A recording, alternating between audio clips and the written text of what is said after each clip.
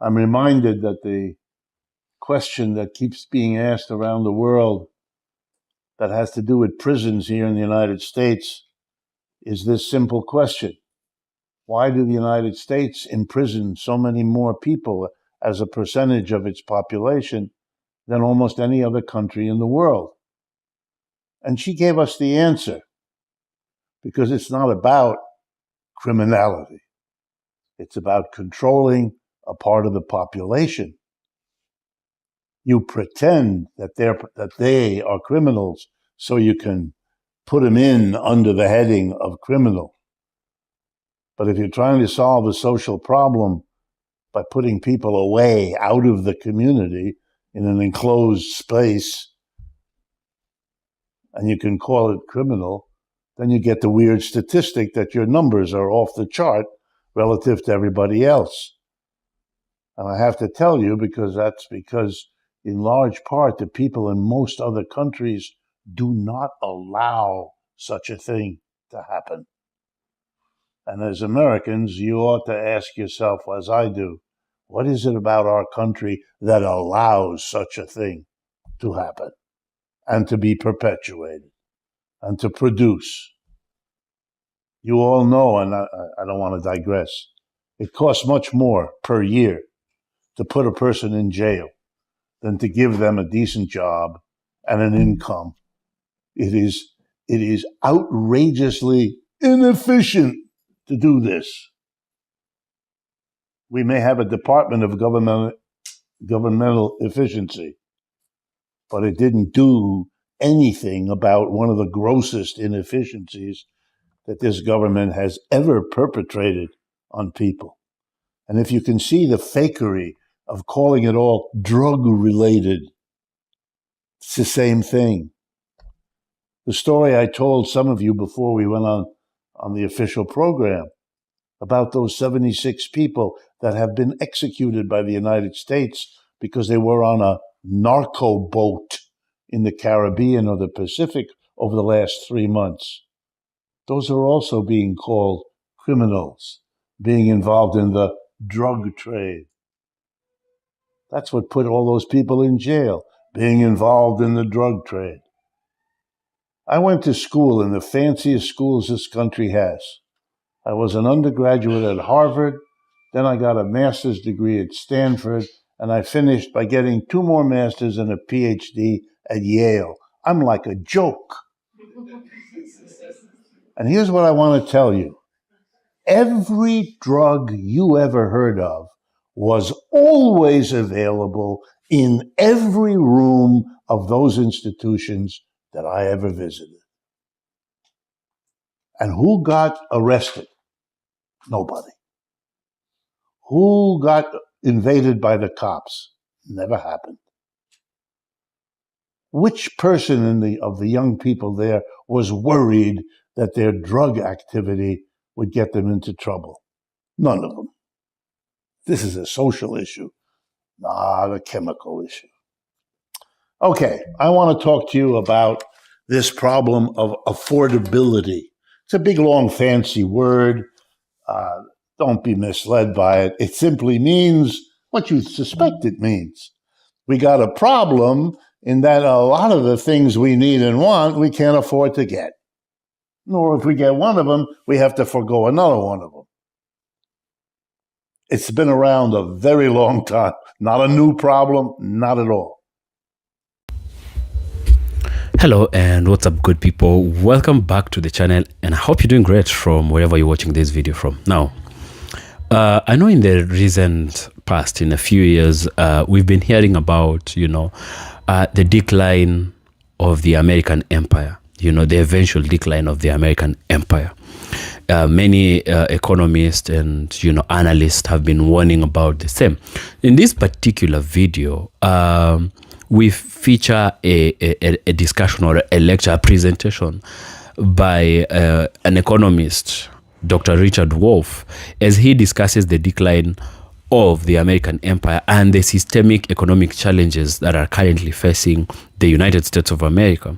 And he argues that the current economic structure is built to favor only the elites and the wealthy, leading to an affordability crisis for the majority of the population.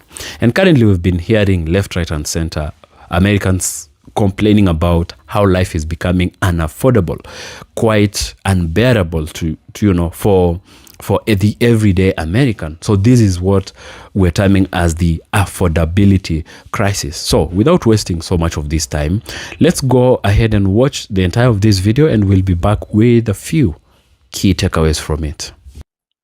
But for a long time in the United States, roughly the last century until recently, mechanisms were found in the United States to give a large number of people an escape hatch,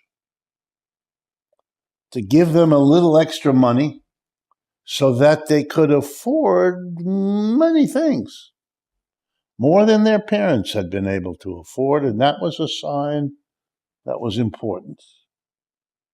For 100 years.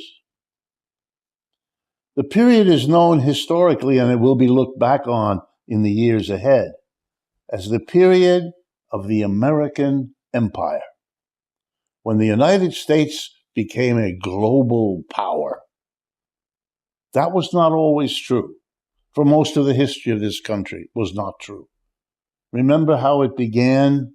I don't mean began with the people, the indigenous folks that were here. We all know the genocide that removed them. Now, if I look at the Europeans who come, they were poor in most cases.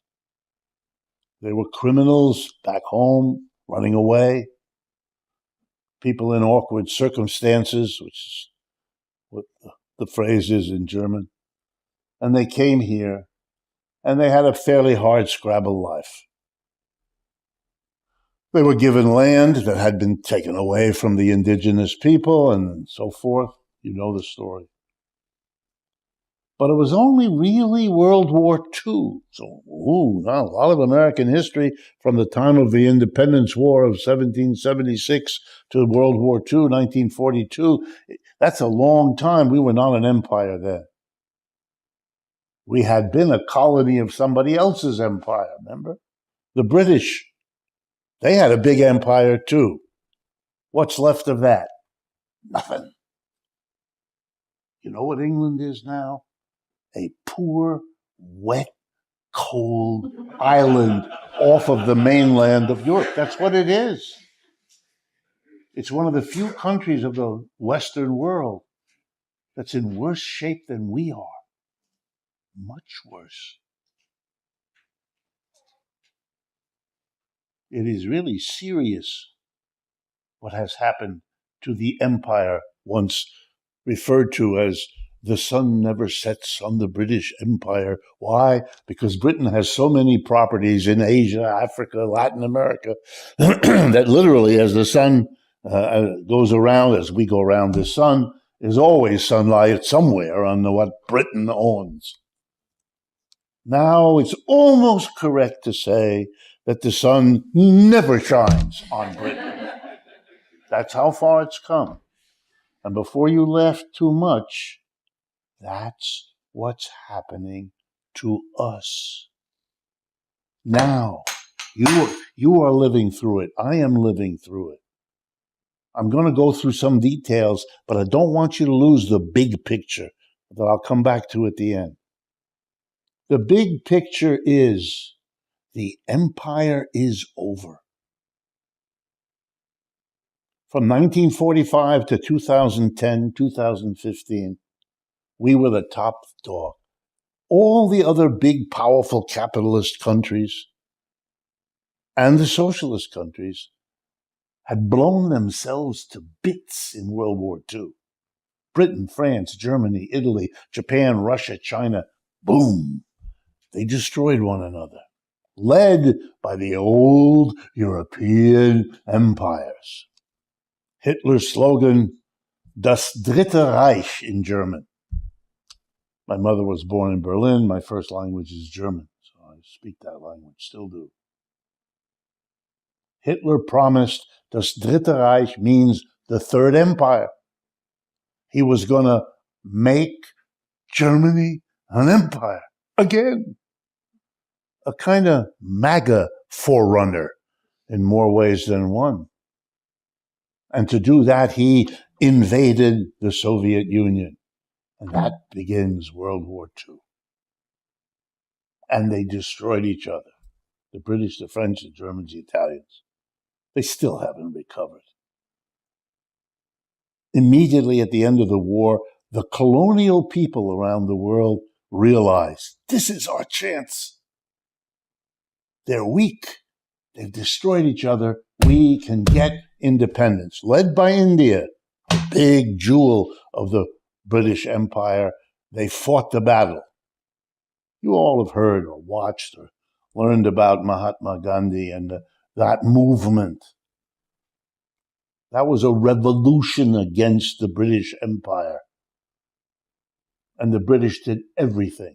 Every ugly, violent, destructive thing you can imagine, and many that you don't imagine, to your credit, including dividing South Asia between Hindu and Muslim and all the horror that goes on about that to this day.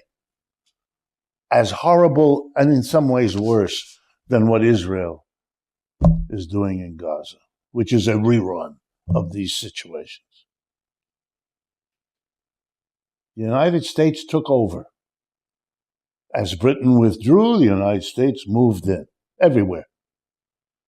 And we were the king. You were born into that. You've lived your life in that. What you now have to come to terms with is that was a special period and it's done. And it's not coming back. You're going to live the rest of your life, whether you like it or not, in the decline of the American empire. And one of the results, I invite you to come to other talks. I'll be glad to go into many other aspects because it's shaping everything about your life. Your music, your dance, your diet, your dress, your education, your medical care, you name it. They're all being reorganized. It's not Mr. Trump who's doing that. It's the situation. That's why it was already underway before he became president, and it will continue long after he isn't president anymore. And I'm not here to defend or attack him. I'm not interested in that.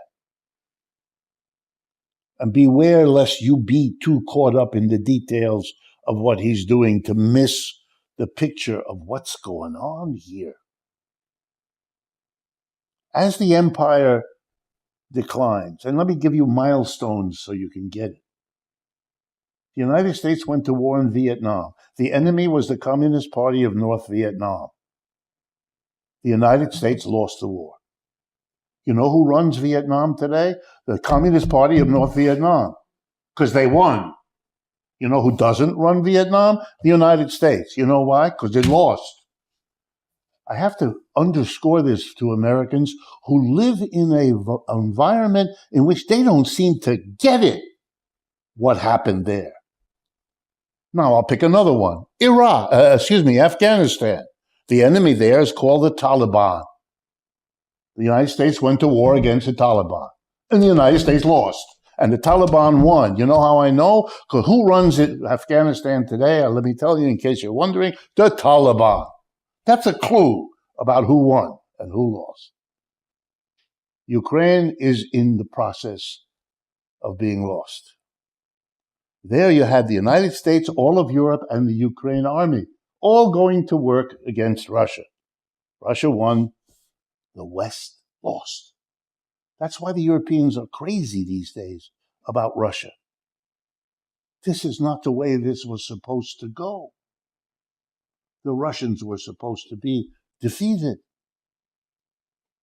Propaganda in this country transformed Mr. Putin into Joseph Stalin in order to facilitate the process. But nobody should be fooled. I could go on. Once upon a time, the dollar was the global currency. It isn't anymore. It now has to compete with the euro, but also the Chinese currency, Indian rupee, all kinds of currencies that are becoming important. The empire is over, and the empire can't deliver the wealth it once did to the United States. The wealth that comes from having your currency be the world's currency. Your army controlling the whole world.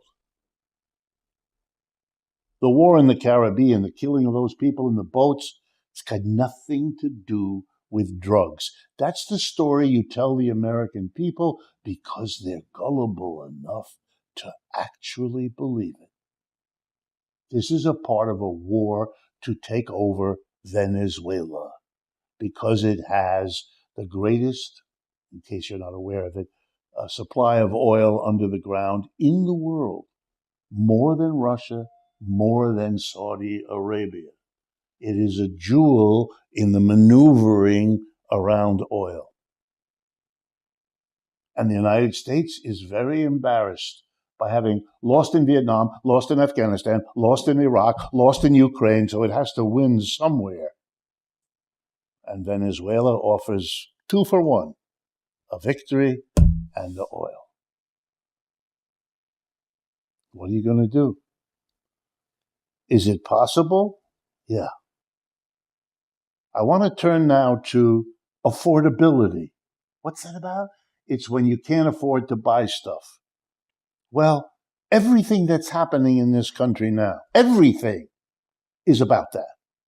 Everything is a process of making more and more of the wealth unaffordable to more and more of the people. I'm sorry, I don't mean to upset you. On the other hand, you do want to know what's going on. You're better off to know than to be hit by a tsunami because you were facing the wrong way. What do I mean? Well, you might be surprised at some of the things you all know are going on. I'm going to put them together for you. Why in the world would a wealthy country, as Andrea James just reminded us we are, why would a wealthy country turn to the 42 million poorest people in the country who depend on the food stamp, the SNAP program, and take away their SNAP eligible, their ability to get the food. Food! Not a luxurious home, food for the poor. Why would you do that? Why would the leading political party, the Republican Party and Mr. Trump, take the lead in doing that? What a strange thing to do. Wait a minute. It isn't strange because it saves money. It's money the government doesn't have to spend on the SNAP program. Just like, firing huge numbers of public employees. Elon Musk and that several months we all watched as they were bringing efficiency. I have been hired to do efficiency studies. If you do an efficiency study, you hire experts, you pay them a lot of money, and they study very carefully what's going on and come up with some suggestions. That's an efficiency study. Elon Musk knows that's an efficiency study because he buys them for his various operations, as all big corporations do. What he did for Mr. Trump and with Mr. Trump had nothing to do with efficiency. It had to do with the government saving a lot of money. Fire all those people. What do we need an education department for? Education should be left in the hands of the parents who know what's best for their children. That's exactly as honest as saying you're killing those people in the boats because they might be carrying drugs. Come on, you do know. You don't want to face what you're being told because it's demeaning to understand how little your leaders respect in you. I don't want to face it either. On the other hand, I get a perverse joy out of facing it.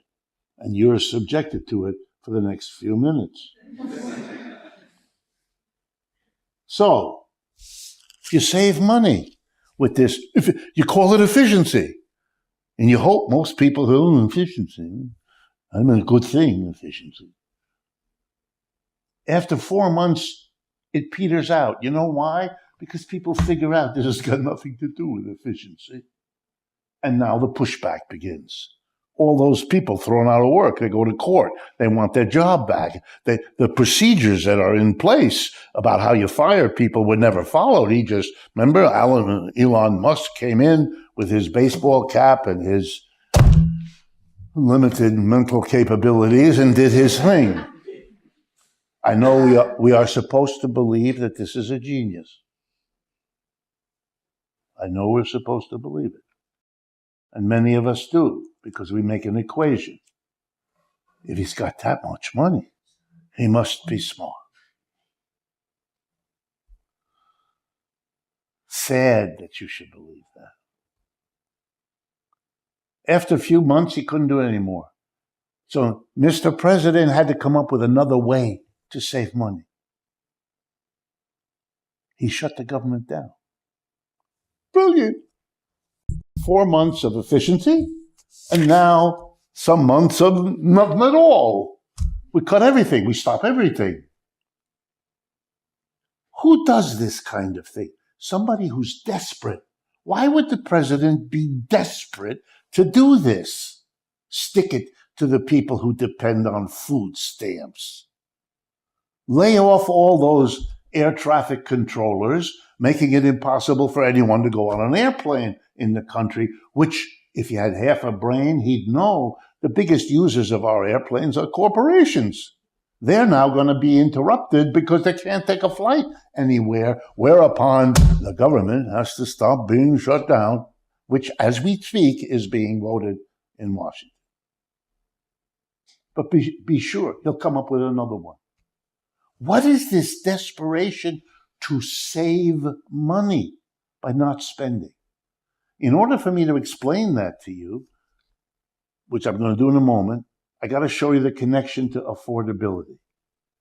These are all specific ways of making affordability worse.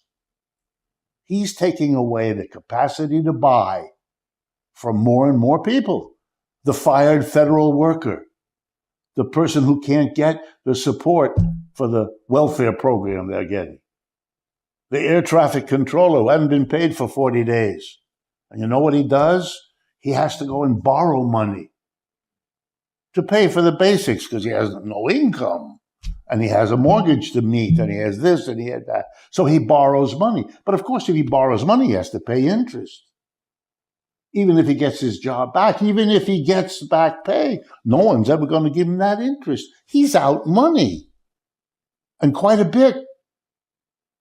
Moreover, when he's out there looking, he can get a part-time job. And he takes it because it's some income. But now he's working hours, he's very tired. And when he goes back into that air tower at the airport, the airplane comes in, he's snoozing. And your life is over because you crash. Everybody with half a brain knows all this. What the desperation not to give people the wherewithal to buy. It makes affordability worse. Because all affordability ever was or is the relationship between the money coming in and the price you have to pay when you spend the money. That's affordability. You wouldn't mind the prices if your income were better. You wouldn't mind your crappy income if the prices were lower. This is not PhD economics, although that's a lot of what I had to learn. What is going on here?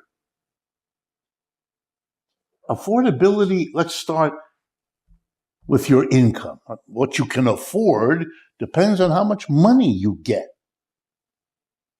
Okay? And that, for most Americans, is about how much in the way of wages you get. Well, who determines your wage? Who sets the wages? Well, the answer is the employer. When you sit down with the employer, when you look for a job, you have a conversation. Many of you have had it or will have it or know what I'm talking about. You sit down, you talk, I have to come Monday through Friday. I should be there at 8:30 and I should be ready to do this and I should dress such a point in such a way. And then you get to that point, what am I going to get paid? Because that's a kind of big question. And the employer then says some mumble jumble like, well, the going wage for this activity here is whatever. And maybe you push back a little depending how much of an option you have and what kind of personality you got, and you work something out. But who has most of the cards here is the employer, right? If you don't work out, there are 27 people in the waiting room with their little resumes in their hand. The employer knows. Employers are, according to the U.S. Census, employers are 3% of the American people. Let me do that again.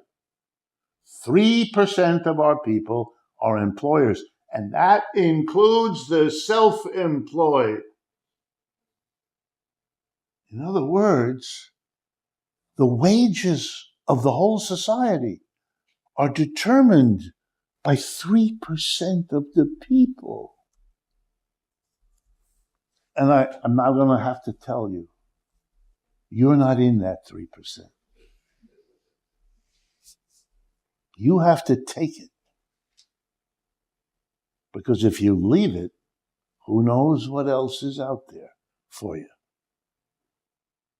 Another employer who's very aware of what the first employer offered you and will take that into account when offering you something. The other side of affordability is the prices you have to pay with whatever wage or salary you get.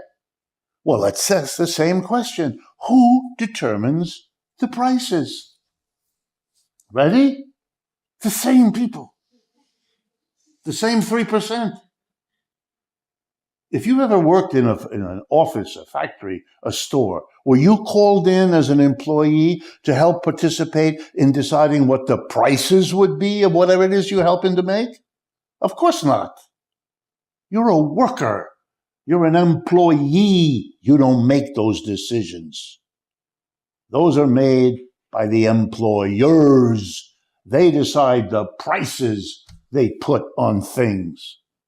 So let's see now. This is higher mathematics. The same 3% who determine your wage are the same 3% who are determining the prices you pay. If they want to squeeze you, this is the easiest thing to do. You just squeeze a little on the one end and you squeeze a little on the other end. And between the two, you get the squeeze done. You make more and more of the wealth of the country unaffordable. The biggest issue you all know in this country right now, rent. Housing is unaffordable. A healthy society spends, that work has been done, 24% of your wage on your housing. If you're spending more than that, you are being abused, ripped off. That, by the way, it's a universal number used around the world by the UN, everybody else. If you go to places like Vienna, for those of you that are interested, if you ever want to understand how a city, one of the major cities of Europe, Vienna, has solved its housing problem 100 years ago, it's because in Vienna, half the apartments are owned by the government or in a partnership between government and private.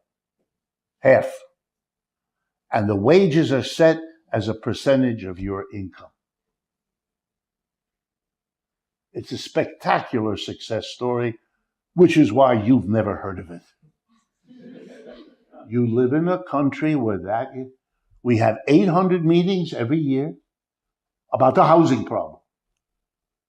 Much cheaper, take the people on an airplane, fly to Vienna, spend 2 hours, and you'll be done. No more problem. Just copy a popular. And by the way, who did that? Socialists. Socialists in Vienna 100 years ago passed all that legislation, and it is so popular in Vienna that even when Vienna was a Nazi, part of Hitler's, the Anschluss, when Germany and Austria came together, even when they were governed by Nazis, they dared not do anything with that public housing because half the people would have voted them out of office in 10 minutes. The people of Vienna can afford a very nice lifestyle because the rent doesn't do to them there what it does to you here in New York, where the rents are so crazy. We just saw a remarkable election built around, among other major issues, rent. It's just a question of doing something either about the income or about the prices, which are set by the rich at the top, the 3% employers, who include all the richest people. Elon Musk is an employer. So are all those other people. You've got to do something about that, or else you will not solve the problem of affordability. And don't be fooled, please, by the endless efforts to fool you. When you're watching TV and you see an ad for soap, and there's a lovely young person in the shower soaping himself or herself up, and the announcer comes on and says, if you use this soap overnight, your sex life will get so much better. You giggle, just like you just did, because you know that that's nonsense. They just want you to spend money on that brand of soap. And so they hope you will by telling you this story. And yet you believe the equivalent when you're told about the economics. I'm going to give you an example. President Trump has imposed tariffs. And he has done that for a very particular reason. It has nothing to do with anything he says. He doesn't understand much about tariffs. Anyway, for those of us that are economists, it is a daily embarrassment when he opens his... Really, I'm talking about my right-wing colleagues too, who love him but are embarrassed by what he says. A tariff is a tax. It's just a funny name, comes out of history for that particular tax. It's like an income tax or a sales tax. It's just another tax. A president of any country can only tax his own people. When Mr. Trump talks, it's the tariff. I'm going to hit the Indians with a tariff. I'm going to hit the Chinese with it. He can't do that. He can't tax anybody but Americans. Just like we will not allow the king of Belgium to tax us, because that's Belgium. He can tax the Belgians, but he can't tax us. So the first thing is the tariff is a tax on Americans. And you may not have understood that, and I forgive you. Our president still doesn't get it.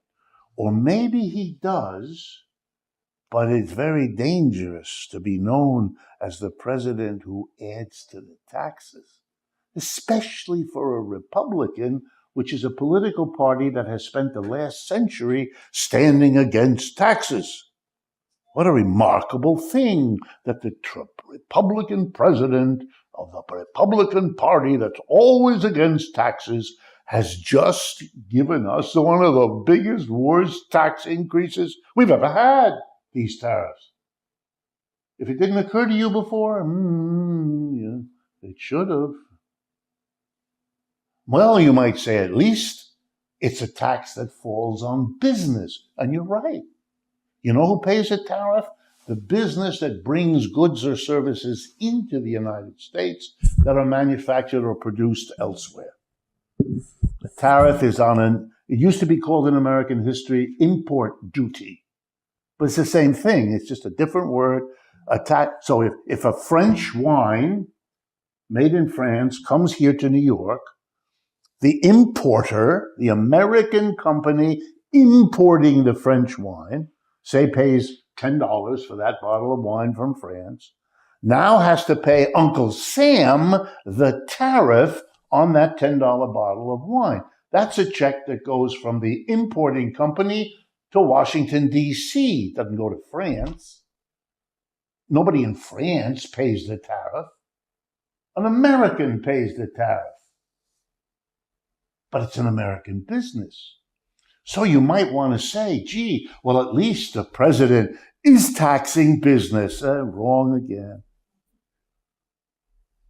How is that wrong? Here we go. 2 ways.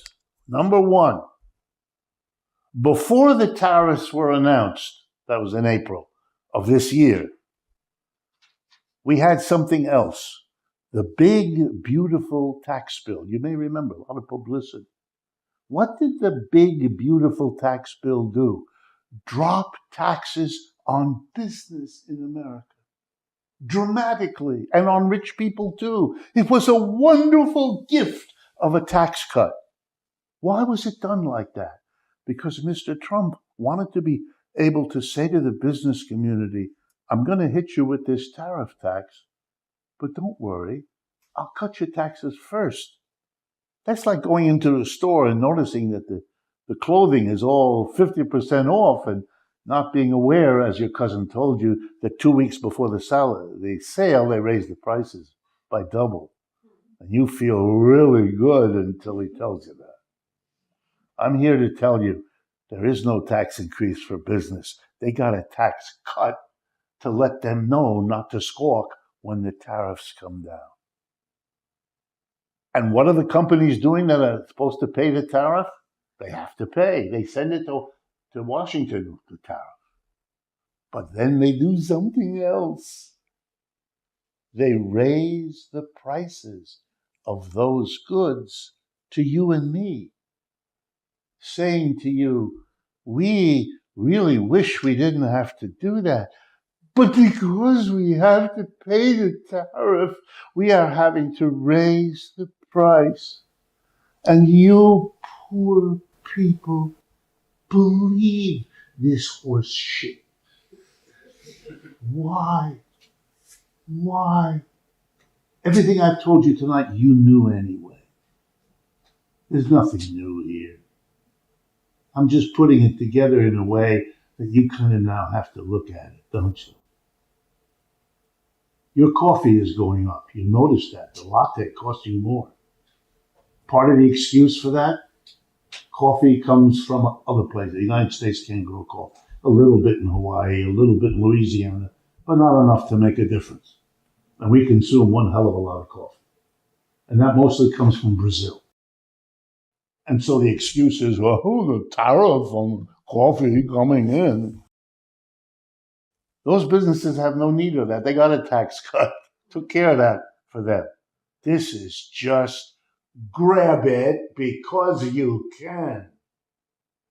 And the American people are upset that the money flowing out of their wallets to pick up that coffee once or twice a day is adding up.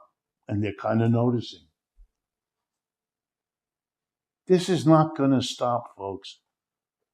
If the Supreme Court decides, which it's scheduled to do this week, that those tariffs are illegal, but they are, by the way. The United States Constitution says that the House of Representatives is where all taxing is to be done. They have the authority. They had nothing to do with it. Mr. Trump just did this, like he's killing those people in the narco boats. And he knows something that my growing up in a very Catholic community, we all learned it's better to ask for forgiveness than to ask for permission. If you think about that, you'll understand why that's a popular saying in certain communities. Okay. 30 years ago, the relationship between what an executive got at a big corporation and what the average worker got was about 30, 35 to 1. Go back to the 60s and 70s, that was normal. What is the relationship now? About 300 to 1. Do you understand? The executives, the employers, raised their income much, much higher than it raised yours. They don't have an affordability problem. You may. They don't. That's the message here. To say it now in the way I started.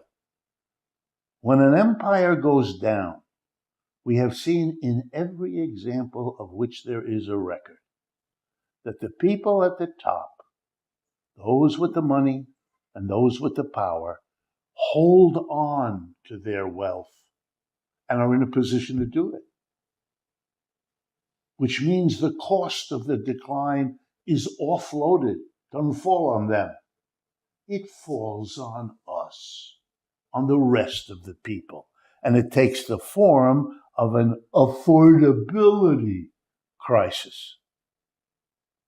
The fundamental confrontation you have to face then is that the people who ran this empire are in the best position to hold on to the wealth it acquired, and that's what they're doing.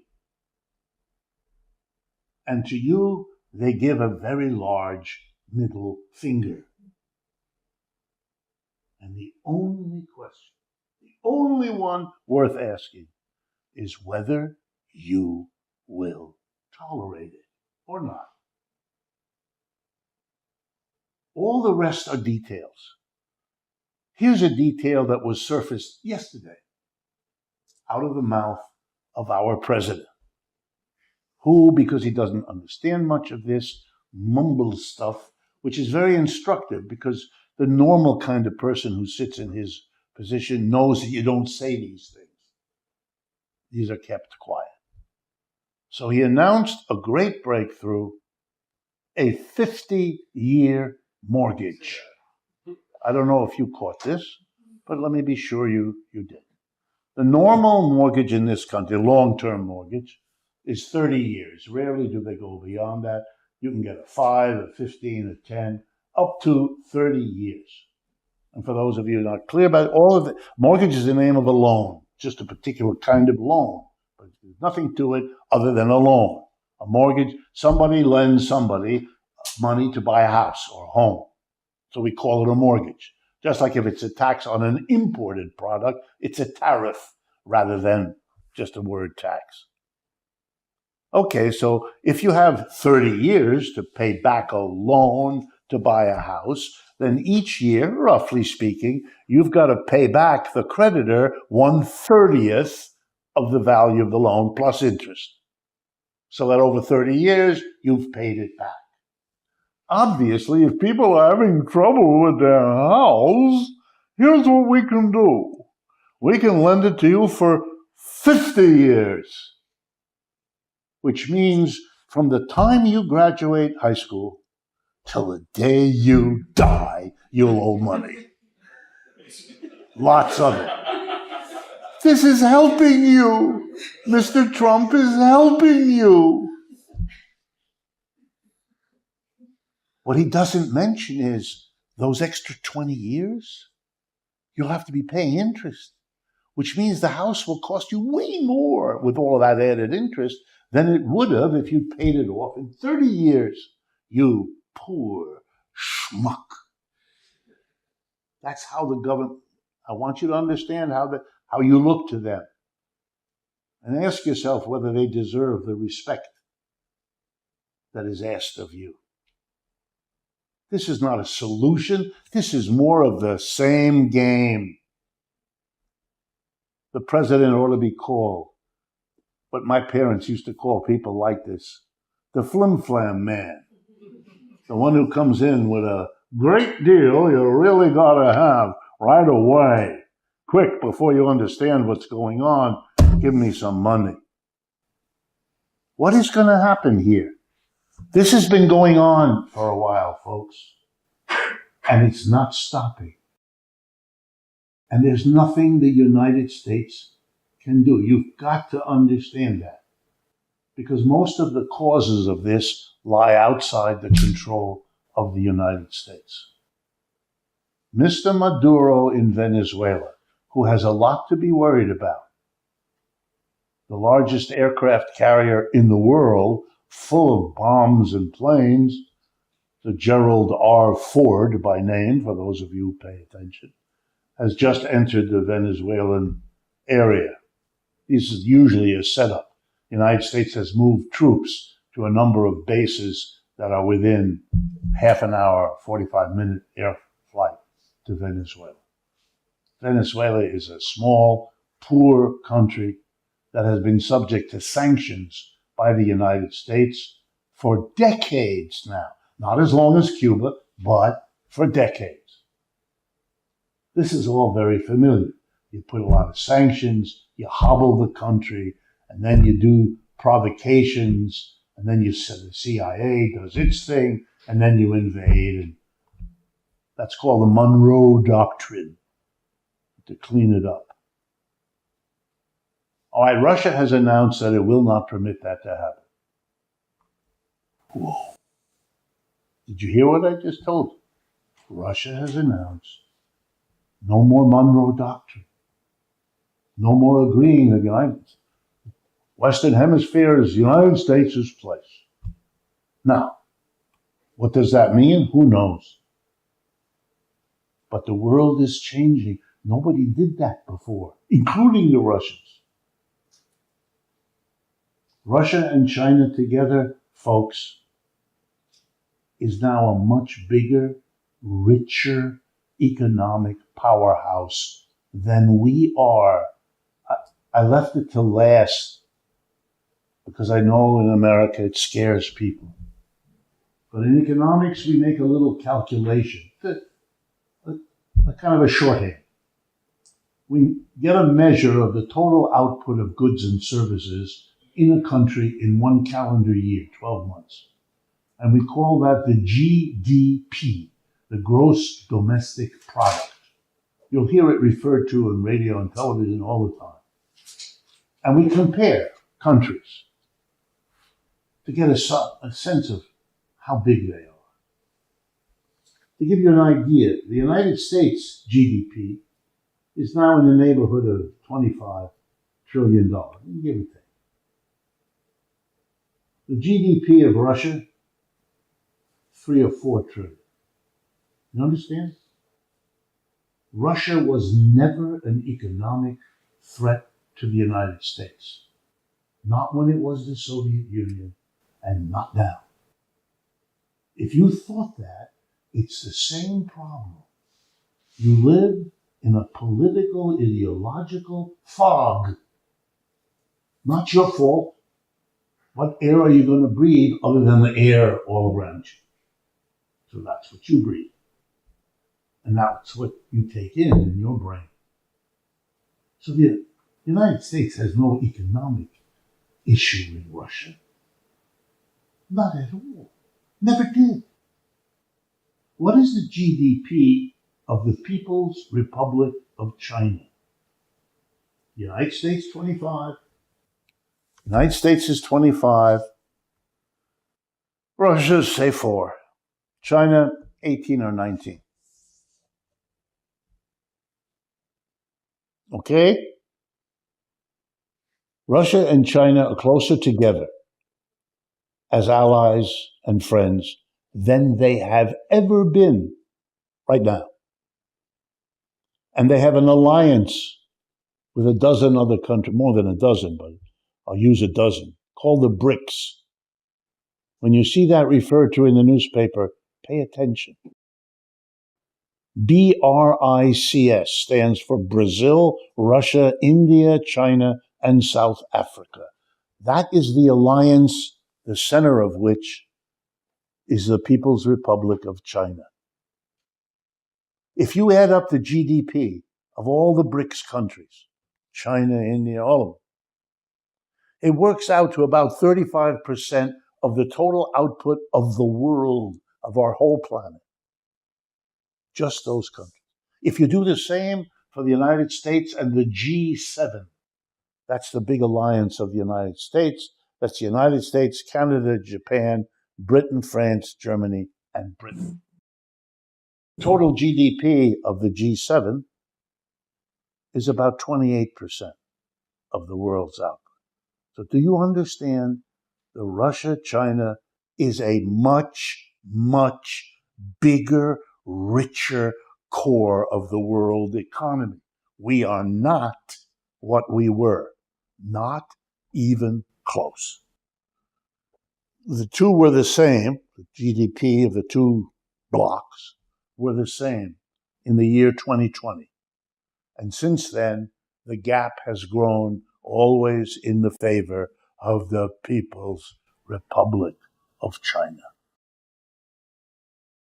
The United States has tried everything to stop it. Everything has failed. This year, 2025, the Chinese economy will grow, GDP, about 3 times what the United States will grow, and that has been the norm for the last 40 years. Last step. Unspoken until now, one last dimension of all of what I've been describing. Another sign of a declining empire is the inability of the political system to manage the economic system in a way that's acceptable to the people who live there. That's why so often as empires decline, they break up inside. The different parts of the empire fight against one another, actually accelerating the decline of the empire. They don't hold their unity. They begin to dissolve. For the last 40 years, the United States has been unable to pay directly for its own functioning, which is why we have gone from 35 years ago, when our national debt was a few $100 billion, to our current situation where the national debt is $36 trillion. This is an amount of money borrowed that the world had never seen before. The United States owes more money than any other country on earth, and they're not close. Year in and year out, the government of the United States doesn't raise taxes, but spends a lot of money.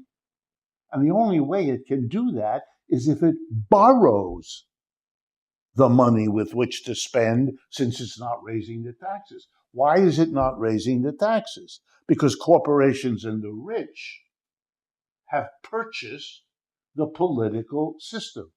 They give money to the politicians who do not tax them. That's why the first thing Mr. Trump did when he was president the first time was to get the tax bill of 2017. And the first thing he did this time on his second presidency was the big, beautiful tax bill I just mentioned to you. He's taken care of business. He's taken care of his donors. And the Democratic Party does pretty much the same thing. Not as aggressively, not as big. They can always have that T-shirt on with a finger pointing at Trump saying, we're not as bad as him. Which is, by the way, their electoral strategy, which last Tuesday suggested isn't working so well anymore. It's so bad, the borrowing, that the world has taken a step in the last 2 years, and I'm going to close with that.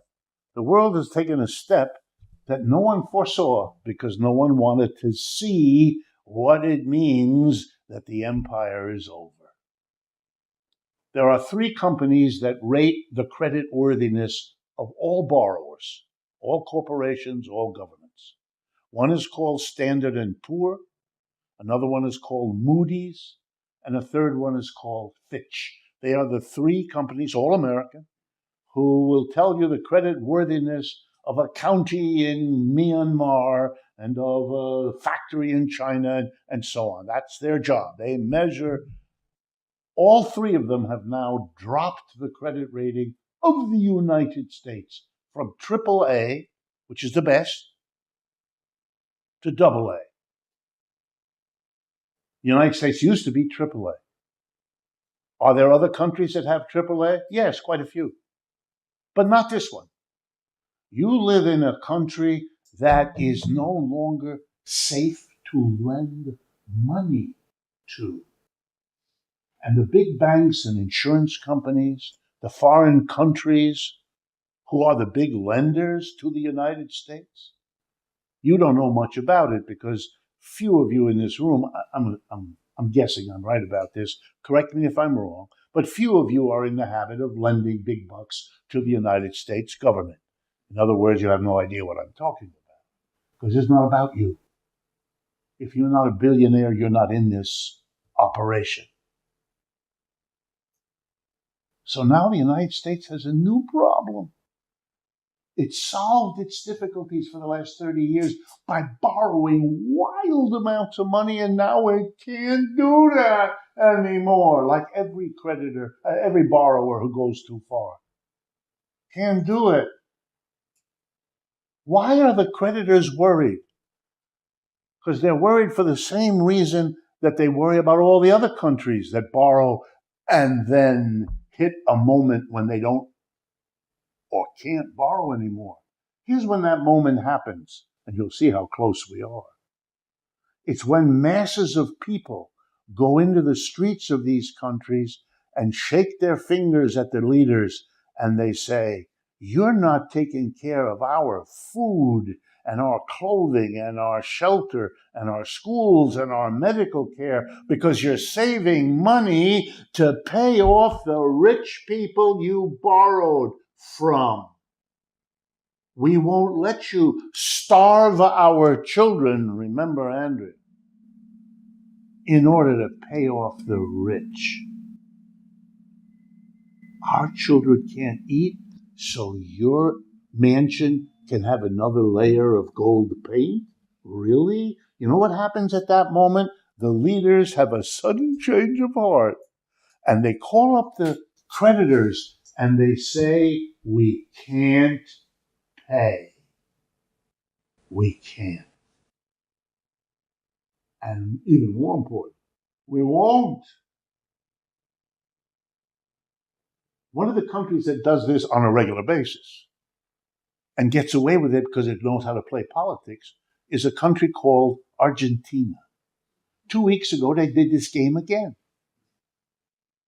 The right-wing crazy person, I don't use that term, but if you want to see a leader who's genuinely right off his noggin, go look at Mr. Milei in Argentina. He announced, "We're bankrupt and we have no money and we can't repay our creditors." Mr. Trump gave him, dependent, a little unclear, somewhere between 20 and 40, ready? $1 billion. Way more money than it would have needed to take care of all the people on SNAP. In order to save him, because he's a right-winger, he likes Trump. To save him, he did that. And the United States, in most cases, Republicans and Democrats alike, whistle, look at the moon, check their underwear. That's what they did. But what is this? Now the United States has to look at least like it's doing something. And that's what we're living through. Can we stick it to the federal employees? Let's try that. Can we stick it to the SNAP people? Let's try that. Let's do this. Let's try that. How about a 50-year mortgage? I mean, it is everything but looking at the question. So here are the two things just to end with. The government could be called in to do all kinds of things to solve this problem. Things that our political leaders do not even venture. Although, because he deserves it, Mr. Mamdani does. He talks about taxing the rich a little. He talks about bringing rents down. He's addressing affordability, which was a theme of his campaign and had something to do with the extraordinary vote that he got. For those of you that are not familiar, he got more than half the vote, which means Mr. Mamdani got more votes than all of the other candidates combined. That's an amazing achievement. It tells you about New York and solves all kinds of questions about New York that everybody ought to think about. Whatever happens in the future. What can the government do? The government can bring down the rent. Take 2 seconds to do that. How do I know that? Because here in the United States, before World War II, remember when we didn't have the Cold War? Hundreds of American cities, just in case you're not familiar with American history, hundreds of cities had socialist mayors. That's not a new phenomena in our country. Not at all. Big cities, Milwaukee, Bridgeport, Connecticut, all kinds of cities had socialist mayors. State legislators had huge numbers of socialists sitting on those legislators. I used to have fun asking my students. I'll ask you now. Can you guess which of the 50 states was the one in which socialists had the biggest block of seats that they won in elections? You won't guess. So I'll tell you. Oklahoma. Yeah, Oklahoma. What was red can be blue, and vice versa. Don't be so quick to assume that it is forever what it is now. Wasn't the case. But even if there were a government committed, and let's give Mr. Mamdani the benefit of the doubt, they too will have to make the final confrontation. Are you going to allow the ruling class of this country, the people who sit at the top, the CEOs, the super rich, the leading politicians, to continue to protect the wealth of those who already have at the expense of everybody else? Either you are or you aren't. The university where I work here, the new school which I teach at from time to time, sent us all an email this last week. I don't know if it's public. I don't care either. It explained to us that next year they will admit 0 graduate students, with one exception, the psychology department. Every other department, I'm in the economics department, will have no graduate program anymore. That's all. No more. All over the country, people are not going to colleges and universities. Many of them are going to close. You better, if you have relatives or friends, they're going to hear about it. Why? Because the people in power, Harvard and Yale, are going to continue. I know, I get their memos because I'm an alumnus of that place. They're rolling in money. They always were. They assume that university is organized in that way. They're fine. It's all the little schools, the state school. They're closing left and right. Americans can't afford it. It's another affordability problem. It's very expensive, and the only way you can do it is load up with levels of debt, which will look really good alongside your 50-year mortgage. And foreigners aren't coming here anymore. Why? Because our crazy president, desperate, went international in April and declared economic war against everybody, the whole world. Do you realize, and if not, let me be the one to tell you, every foreign leader, good ones, bad ones, and in between, now has an easy way to go to his or her people when there's a problem in their economy and say, we call Mr. Trump and he hit us with the tariffs and I was doing great, but it's all his fault. If you think Americans are not desirable around the world, wait 6 months, a year from now. It should be really stunning. The British Secret Service, who have committed every crime there is and many more, told the United States yesterday that they would no longer share intelligence with the United States because of the killing of those 76 people in the narco boats, because that violates international law, British law, American law and fill in the blank every other law. The British have done that all the time. But now they get a chance, and they were not going to miss it, to point the finger somewhere else.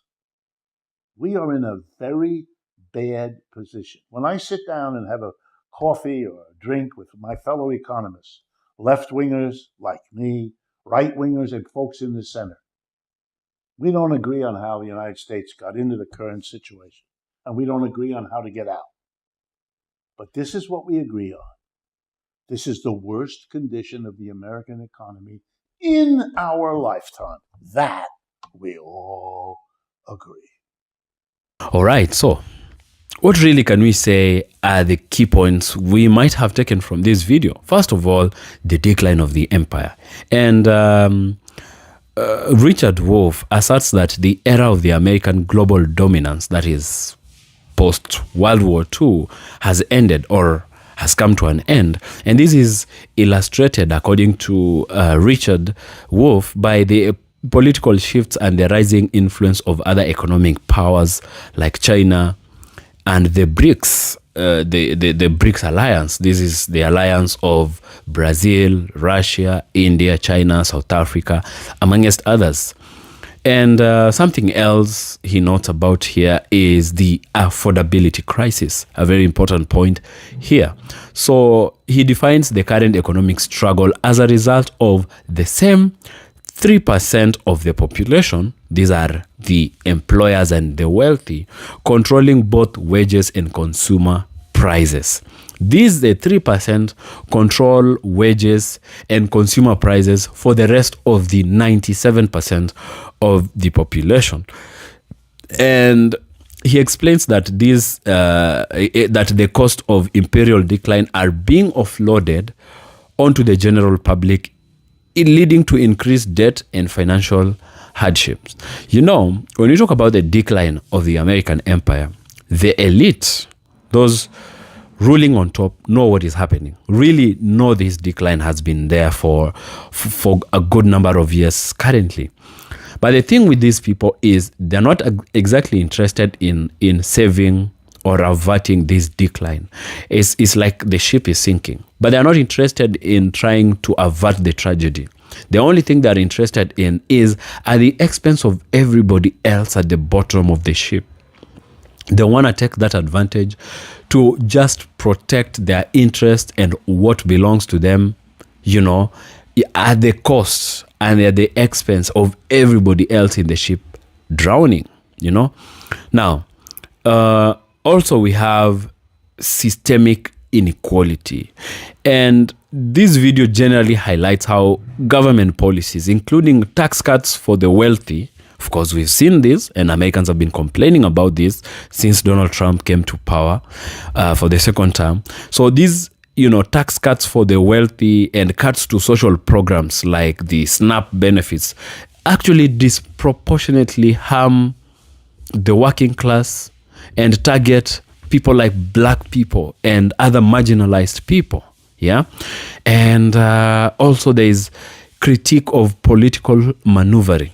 So the speaker dismisses various government actions such as tariffs, you know, Trump's favorite word, or maybe it has been for the few months he's been in office, and even in the first term, tariffs. So Richard Wolff actually dismisses these actions such as tariffs and long-term mortgage proposals as ineffective actions and tactics meant to just do one thing: distract from fundamental structural issues of the economy.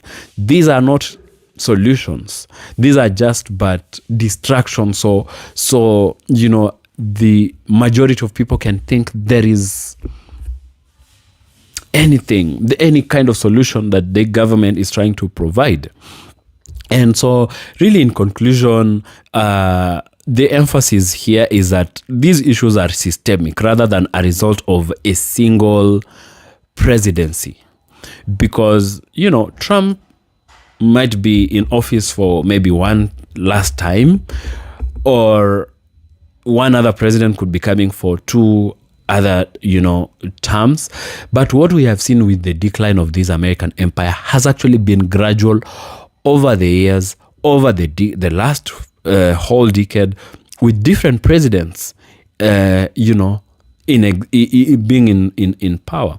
So he argues that significant structural change is required to address the deteriorating state of the American economy. It's not one single move just to change one man in the presidency, but really a structural overhaul of what is happening is the only solution to this decline.